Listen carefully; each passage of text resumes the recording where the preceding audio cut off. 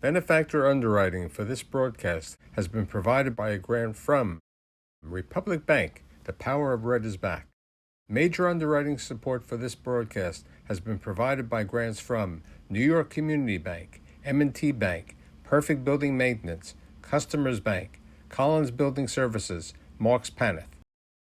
Additional underwriting support has been provided by grants from AmTrust Title, Bank of America, Capital One Bank, Douglaston Development Levine Builders, Flushing Bank, Friedman LLP, Handro Properties LLC, Handler Real Estate Organization, Investors Bank, James D. Kuhn Real Estate Institute at Syracuse University, John Catsimatidis Red Apple Group, New Banks, Meridian Capital Group, Ocean First Bank, RPW Group, TD Bank, the One Stop Property Group, and these friends.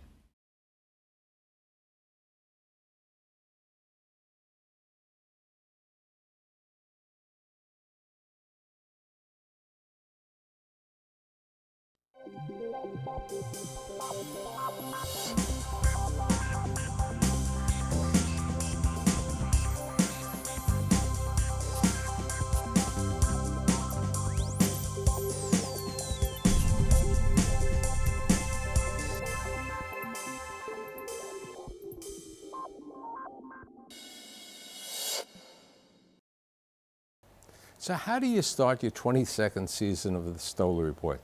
You have to have a group of individuals who are unique, who are crazy, who are truly people who are visionaries to sell property in New York, to sell properties around the country. So today, with the help of my friend David Schechtman, the executive producer of today's broadcast, we are bringing together individuals to talk about the investment sales market. What's really happening?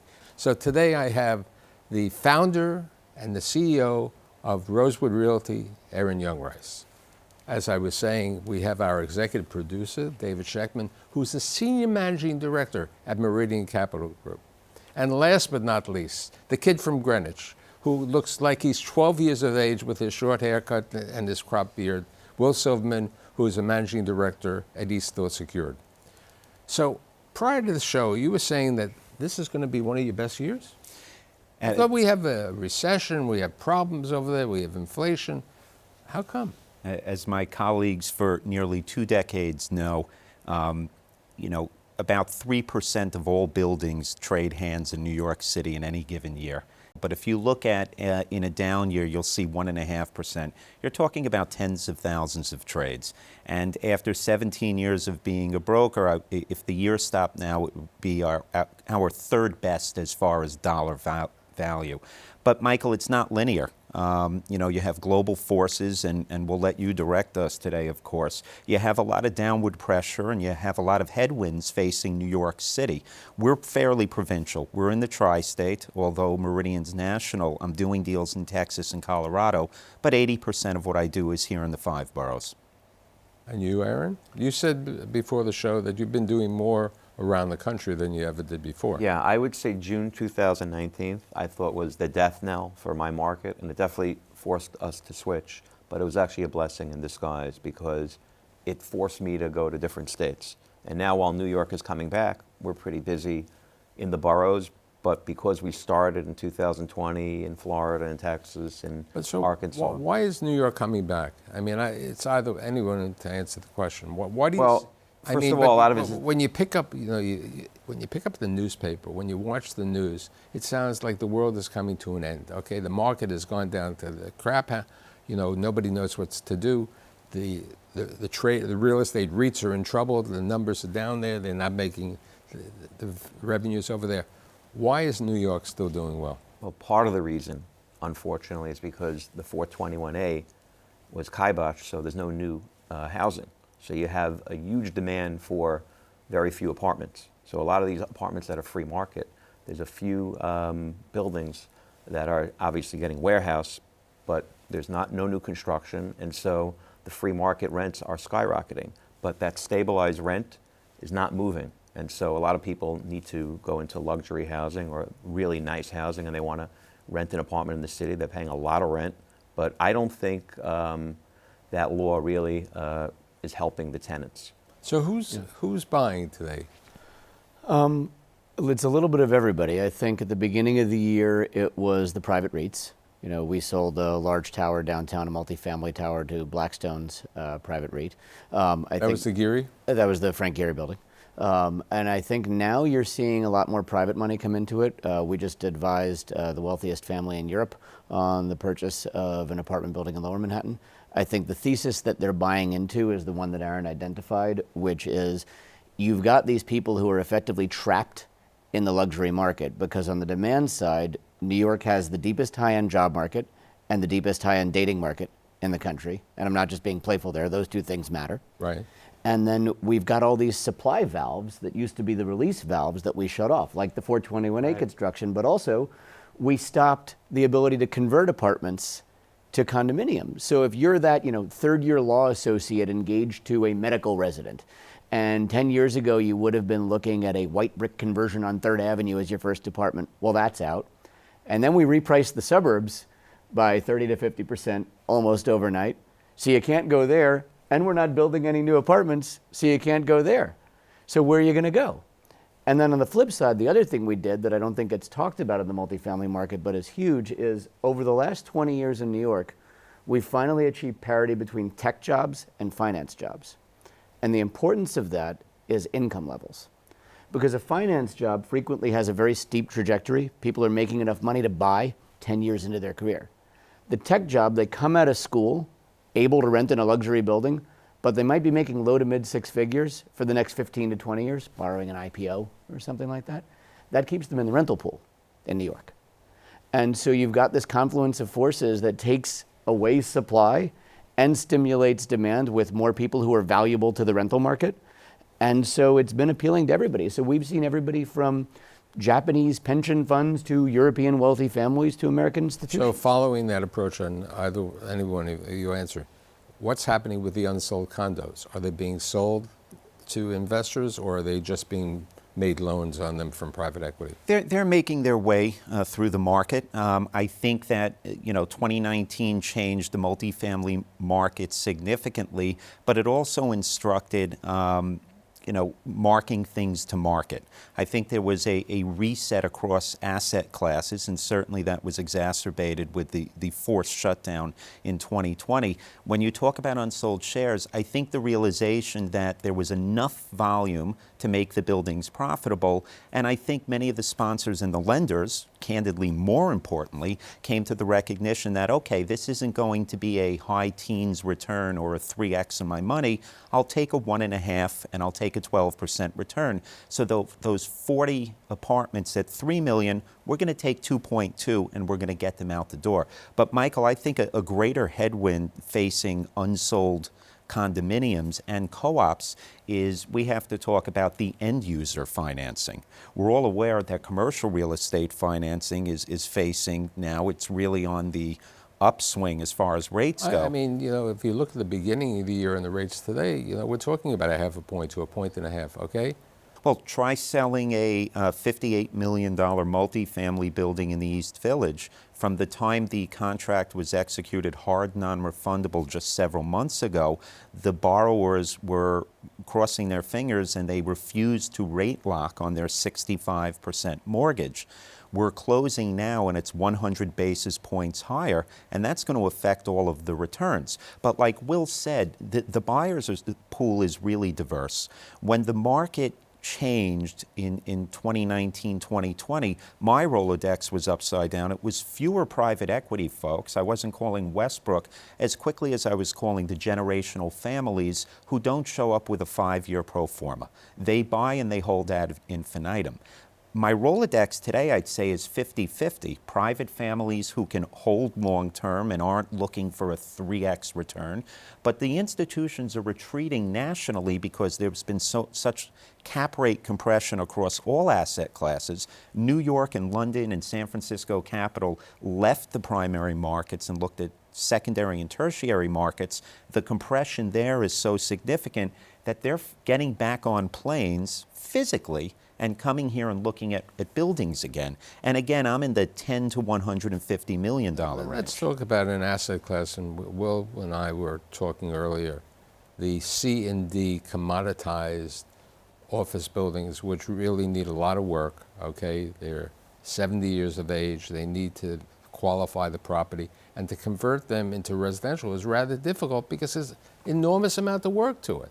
So what's really happening with that market? Will and Well, I think there's a few things. I think you hit the nail on the head, which is the conversions can be tough. I think sadly, a lot of the things that make something a challenged office building make it a challenged residential building, meaning big distance from the core to the window line and challenged light and air. Now, luckily, we have such a dearth of housing that you can get away with quite a bit, even charging free market luxury rents in New York City right now. But we're seeing a few things. I mean, we're selling a building in Lower Manhattan that is going to be converted. Then we're working on a couple of joint venture opportunities where existing owners, because the other issue that a lot of these owners have is they have no tax basis in these properties. So we're working on programs where existing owners are going to be contributing buildings into development plans where they'll be knocked down, replaced by condominiums most likely. I think that's the best use. Yeah. Okay? Look at it as vacant land. This way you can build what you want. You don't have to worry about it. You can size the rooms the proper way. You can update it with, work community facility space and other areas that work out. Let's talk about your business these days. You said you've been in Texas and Kentucky. I mean, I didn't know how many minions you would find over there, but Yeah, we've been in Texas and Kentucky and Arkansas and Ohio. how does the boy from Brooklyn, who's dedicated most of his life to New York City, all of a sudden go out of state? How do you get Rice. how do you get business? No, because a lot of the guys who I was selling buildings to in the boroughs, they asked me to find them product outside of New York. That's why for the first 6 months it was brutal selling buildings. And I started calling owners. Some of the owners I actually knew. Some of the owners had heard of our firm from New York. And we do cold canvassing. We travel there on a Sunday. We look at the neighborhood. We start calling owners. And we're getting the New York, New Jersey, East Coast type buyers. Okay, to so come in. your buyers are from here, Many, not all, but many of them. Significant portion are from here, Yes. as opposed to being out-of-town buyers Yes. over there on that Right. situation. What's happening with, if there is any vacant land left in New York City today? Can't keep it on the shelf. You cannot keep it on the shelf, and I think my colleagues agree. We have attractive land in Williamsburg, and it's zoned M15, and people are beating down our door. We just did a 8-acre sale in Maspeth, environmentally challenged, closed for $48 million.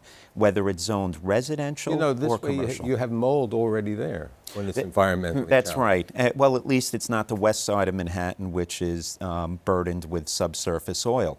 But any plot of land that we're encountering, if the owner is willing to sell it into the market, I would say land prices have rebounded, if not met. And again, we're talking 100, 200,000 feet. So let's talk about the island that no one talks about, Staten Island. What's really going on? All of you have a feeling of what's going on there. I think it's a great place to drive through to get to New Jersey, Michael. I think the waterfront, St. George and the Wheel and the ballpark have vivified that. I think you have some wonderful residential enclaves. But I think Staten Island, as it's divided by the highway, has some fundamental challenges that the power broker is responsible for creating. It's got some topographical challenges and it's got some social challenges that are precluded. Really, it will not turn into Brooklyn anytime soon. I joke with you about Greenwich, but there is enormous amount of building up in Westchester County. Mm-hmm. What happened is they became user-friendly. The New Rochelle situation with RXR as the master developer. It's a friendly place. You can get things accomplished. Are you seeing any sales in that type of model? Yeah, we sold a building earlier this year. We sold probably the nicest office building in Greenwich at 100 West Putnam. And that was a building that was getting over $100 a foot rents from hedge funds and private banks that wanted to be there. And so there are little pockets of extraordinary demand. And in particular, and this applies to the office market, also applies to the condo market and other markets.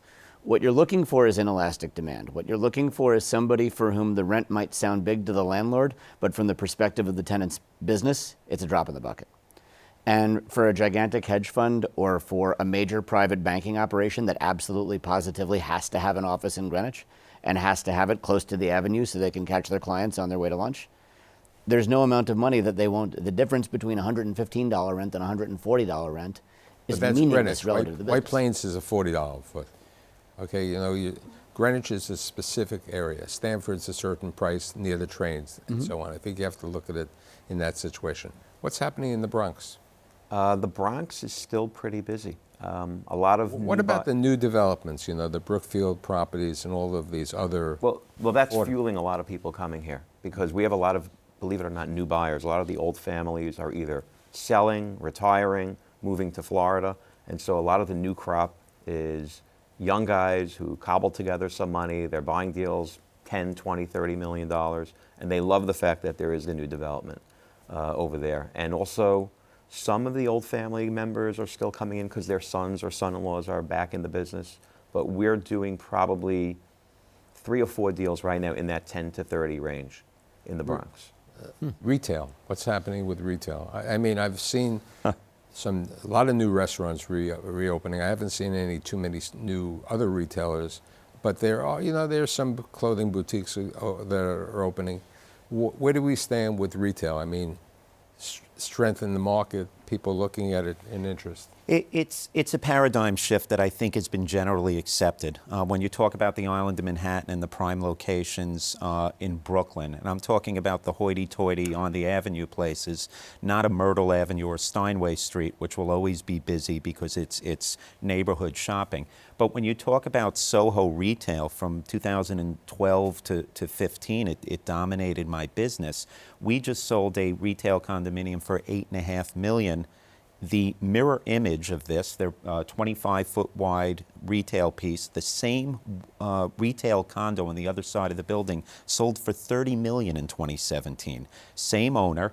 I think there's finally a generally accepted understanding that retail rents, very likely because of technological advances, will never be what they once were. And I think this reset has allowed the sale and the trades to happen. Food and beverage and neighborhood type retail services, the leasing market is on fire. You would, if you were to ask me, and I'm not a leasing broker, would I rather lease 5,000 square feet just off of Times Square and find the next Toys R Us, or would I rather have 4 or 5 smaller neighborhood deals that are going to be food and beverage or services? I would take those smaller deals because people are returning, they are in the city, and it's getting busier. There's been a lot of repositioning of retail, especially in Long Island. Okay, Bloomingdale Development just took over a shopping center, which is about 13% occupied. They'll probably knock it down. Ripco bought one from Urban Edge a couple of months ago in the same way. So there's a repositioning and the changing of the stores. So there's the market. Hospitality. Occupancy is up, rates are up. Are people buying? People are buying. The challenge in that market is, and this has grown more challenging over time, is union. Right, the impact that union has on the cost of actually running these properties is extraordinary. And unless you have a good deal, usually a good deal means a carve out for the food and beverage work, it's very, very challenging. And it's impossible to make money as a hotel if you're 100% unionized. Right. Okay? There's no way, the contract is written in a manner that you just can't survive. And if you want to be a big hotel, you have to be 100%. They have the strength. They have the strength with the mayor. They have the strength with the government. They're looking after their members. But the point is, I can scream to a point, but I can't. Yeah. You have to be able to make it work out. Are you selling any hotels, or have you had? We've sold some smaller limited service hotels, but I think an interesting phenomenon in hotels is the occupancy in the ADR is down and has been wounded for years. But what surprises me is you haven't seen a lot of debt, whether it's senior secured mortgages or subordinate debt pieces trading on the secondary market. If you go back, and we all have to be students of the cycles because inevitably history repeats itself, whatever the drivers are. If you look at the 2009 through 2012 market, I was selling a lot of notes on hotels here in the city. I think that there was, notwithstanding the challenges of unions and occupancy, I think a lot of the lenders said, you know what, this is the precipice and it's forced by the pandemic. We're going to rebound. So I think there's a lot of long bets on hotels, and I don't think the activity has been as significant as I think. I do think with the rates increasing, however, you're going to see a lot of debt on the larger hotels trade in the secondary markets. What's happening in the Garden State? Jersey City rents are up to $6,000. I mean, Jersey City Higher than rent. New York, right? That's right. They're higher. Now, the buildings are better amenitized. They're larger apartments or other things. But let's remember, it's still Jersey City. They don't have that. What's happening? Are you been involved with any transactions in Jersey City? I'm sorry to monopolize Jersey City a bit, but I will tell you. 1-800-CHECKMAN, remember. There you go. 1-800. And I know my colleagues are doing the same, but all the way down to Monmouth County, to Bergen and points north off of Sylvan Avenue, I will tell you the industrial is making up 40% of my business over the past 24 months. You cannot keep inventory on the shelves. And I think it's natural. I think since the paradigm shift from retail and your point of purchase being online and direct to warehouses, if you have land within a 10 to 15 mile radius of New York City, you've seen quarter over quarter growth and rent growth and demand. There isn't enough of it within proximity to the city. So I think New Jersey still for a while has no place to go but up. And on the residential side, it doesn't face the regulatory headwinds. Newark aside. Jersey City has some regulatory headwinds. Yes. Newark it's the same problem as like the Union.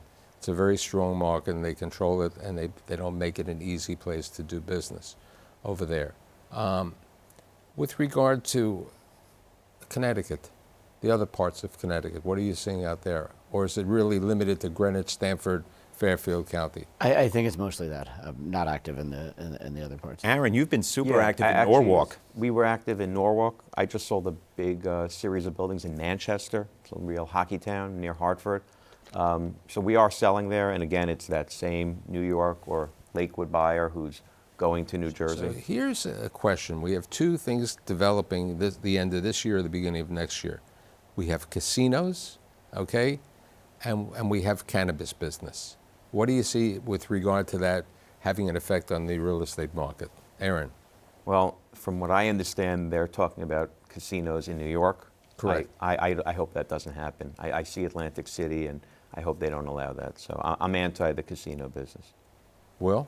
What I've heard that makes the gaming thing interesting is that it might be also a place where the hotel unions' jobs go.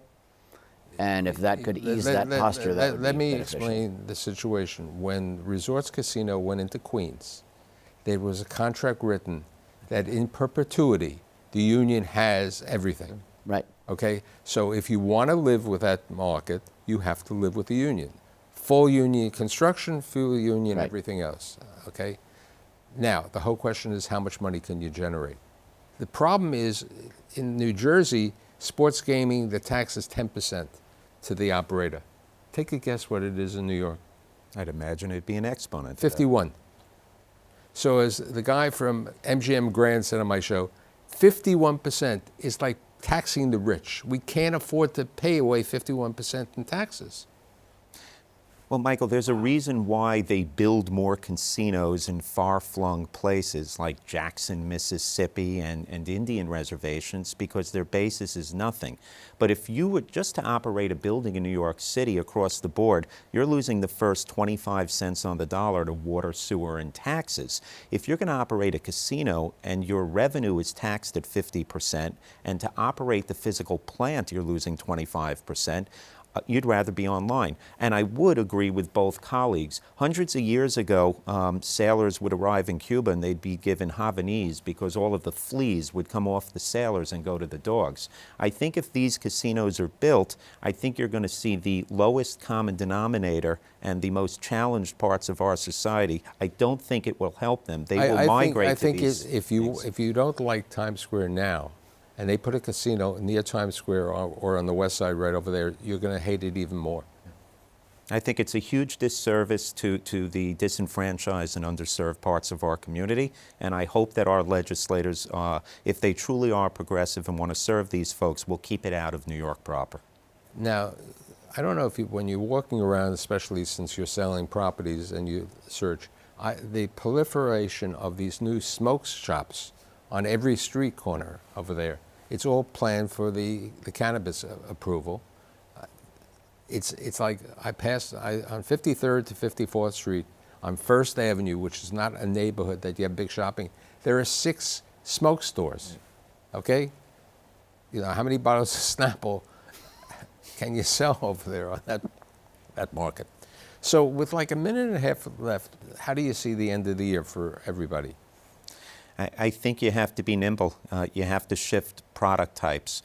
I think that notwithstanding what happens with the rates, there is, as always, a tremendous amount of pent-up capital. There's always a deal to be made. I just pray that we get crime and some social unrest under control, because we haven't discussed that. Those are real downward forces. Aaron. So look, the only sellers that we're looking at right now, and this is national I'm talking about, are people who have bridge debt coming and they have to sell. And the buyers we're trying to focus on are buyers in 1031s because they have to buy.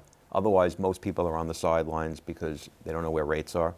And the sellers want to hold. They want to see if rates come back down. Will? We always say the only thing better than buying from a forced seller is selling to a forced buyer. It feels like, to Aaron's point, we're going to have both in the rest of this year. So, you know, it's a nice way to start my 22nd season. I have pictures of all of you like 10 years younger. I mean, I didn't get gray. I just, you know, kept the same color over here. So I'd like to thank Aaron, David, and Will, and I'll see you next week. Thank you. Thank you. Thank you.